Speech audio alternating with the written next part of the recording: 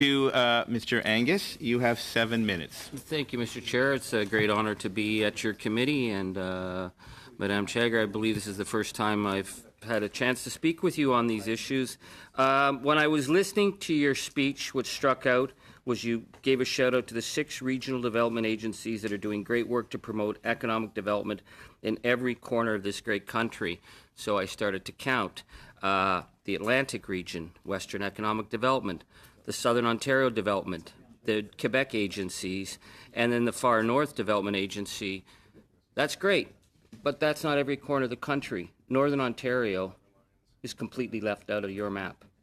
FedNor is not recognized, and I want to know, like, what is it about FedNor that you don't even say FedNor plays an important role in economic development if you're going to just count the other 6?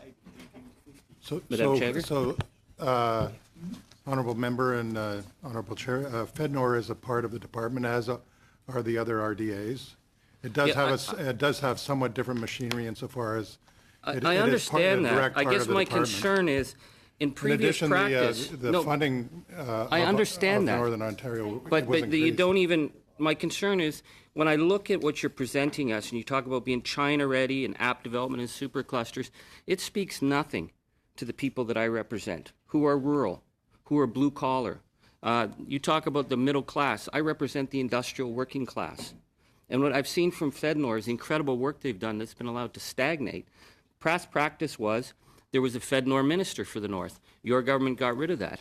The past practice was FedNor was always identified in the minister's documents and spoken of, and we're told, well, you're going to consolidate. So I just want to understand, how is it that your approach is going to respond to rural, northern, isolated, blue-collar communities when you don't even mention this part of our economy? And I will respond by saying to yourself that I thank you for bringing that to my attention.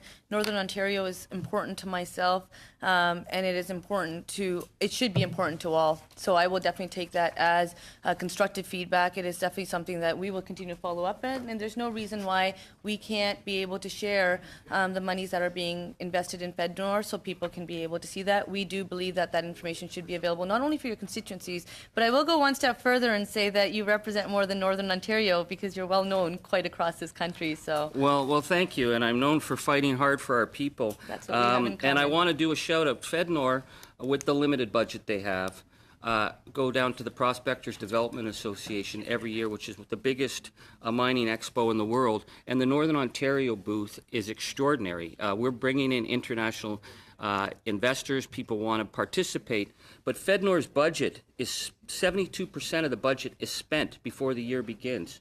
We've lost 30% of our staffing. The internal documents show lower and lower morale because they're unable to answer. So when I look and I see where's your government on this, I see that the government's saying that they're going to consolidate the regional development. That doesn't work for us because Northern Ontario is not Southern Ontario. Resource-based communities are not supercluster communities. So what of this plan of taking the consolidation, where is it at, and how does that include FedNor? Share that.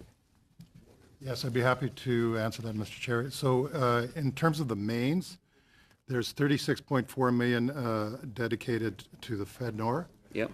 And in terms of Northern Strategy, Minister Baines, I think it was 3 weeks ago, was in Northern Ontario and announced a new Northern Ontario development plan as part of the work that they're doing. Yeah, I heard that. So the 36 million puts us less than 50% of where we were with FedNor's budget 10 years ago. So that's very troubling. But I'm very concerned about this announcement that it's all out of Minister Baines' office. And hey, I like Mr. Baines, great guy.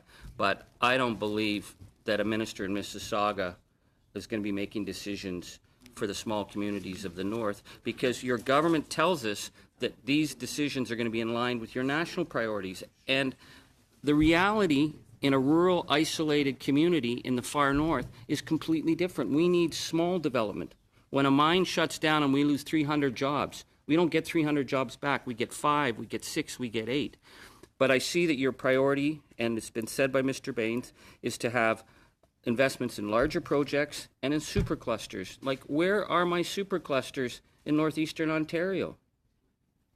And I recognize that we each have an important role to play, but my Canada includes rural and urban. It includes remote region. It includes Canadian and Indigenous. And I know that we have work to do. We will continue pushing to do more. I will tell you that when it comes to the supercluster strategy, yes, there was 5 superclusters announced. Many communities, like the one I represent of Waterloo, is working closely with people that you represent as the Member of Parliament. So I can tell you that there is more to these communities than having the announcement made directly within them. There are greater benefits, but one thing is clear, and I will take that off your comments, is that our country has to work together as a country. We have to recognize that there's huge opportunities. I and for totally you get that. yourself to make the comment that a minister from Mississauga cannot respect or appreciate Oh, I didn't say not FedNor, respect. I Is think that is we have a unfortunate different because economic I'll tell issue you, because I'm just saying this. I did share, what I made the other comment is that for the first time, we had presidents from all different RDAs, including yours that you're referring to, come together. And you know what made it clear? It made it clear to each of them that what they saw wasn't the whole country. Okay, So it I made them get that, take but things seriously because we can't just I'm look running at. out of I know, time but here. we can't But just the look issue in our is that backyard. We have to look at the whole I'm country. sorry if I insulted the minister. No, no. But to say that to take away the FedNor minister, to not mention FedNor, and to tell us that a minister can run all this out of his office in Mississauga and understand the realities in communities like Red Lake, to me, is not credible. Because when I look at what you're presenting to me, you're looking about your national priorities, which are to be China ready, to have super clusters. I'm sure there's great jobs in Waterloo, but it doesn't reflect the reality of isolated rural communities. We need that rural lens, and we need a FedNor agency. And we have less and less from your government all the time. And you've been here a long time, so you know that there is a FedNor agency. You know it's located in Northern Ontario. You know they know the community the very well. minister is Rather running it, than and have thank the you government very of the much. day, the Thank elected you all very much official for playing. change priorities. Thank that you. community is able to represent themselves very well. We're going to move on to